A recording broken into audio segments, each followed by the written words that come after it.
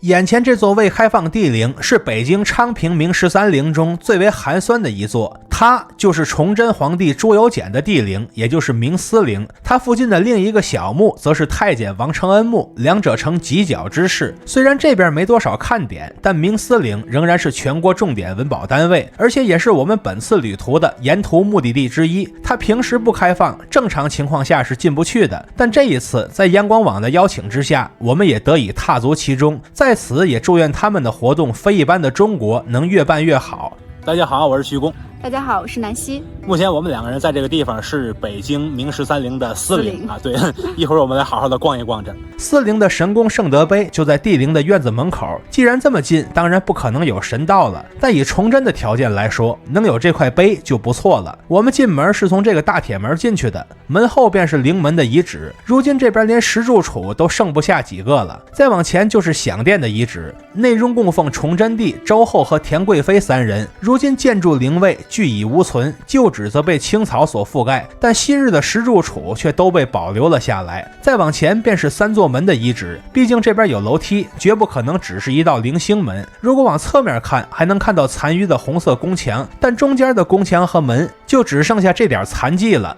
再往前便是十五供了，靠外的十五供是一套大的十五供，每件贡品都自用一个须弥座，后方是一套小的十五供，其下方的基座不是须弥座，而是一套拼合的基座，上方摆的5个小贡品，外形看起来都差不多，全都是供果的造型。下面我们奔向方城，但这么矮还能叫方城吗？站在下边能看到上边有一个石碑，连明楼都没有。我们且不上去，而是沿着侧面的小门直达后方的封土区域。这个封土区域也不算大，有个1分钟差不多就能转完一圈。现在我们沿着后方仅有的楼梯登上城楼，这个楼梯也很新，看来也是后人修缮时给补上的。至于城砖，那就更是棱角分明了，中间的圣号碑写的则是大明庄烈闵皇帝之陵这一排大字，这是崇祯皇帝后期的谥号。碑的基座上则刻有龙形浮雕，侧面则是狮子滚绣球，背面这几只倒像是麒麟。至于宝城的城墙，上面并没有可以走的路，那边就没法过去逛了。逛完这边，我们先别着急走，而是沿着这条小路一路来到太监王承恩墓。这座墓是封闭的状态，目前只能隔着门缝看。他本是太监曹化淳名下的徒弟，在崇祯年间被升为秉笔太监。在明朝灭亡之后，他随同崇祯一起殉国，后被葬于此处，并于清康熙年间被树碑立传。王承恩墓与4陵的同框场景大致就是这样的，将它们合并到一起，便是一段更为完整的历史。在崇祯皇帝自缢之后，李自成决定给他下葬，但崇祯帝生前并未给自己修造帝陵。李自成为了省钱，就将崇祯皇帝和他的皇后以天子之礼葬进了田贵妃的墓中。当时这边的陈设甚至连现在的样貌都不如，因为明朝灭亡的太快了，崇祯又没搞懂赚钱的基本原理，所以地面上什么都没有，没条件准备。清朝入关之后，将埋葬崇祯皇帝的地方命名为4陵，并对其加以修缮，而且清朝的帝王对崇祯帝的评价总体来说是正面的。除此之外，顺治皇帝还亲自前往祭拜，甚至在这边说出了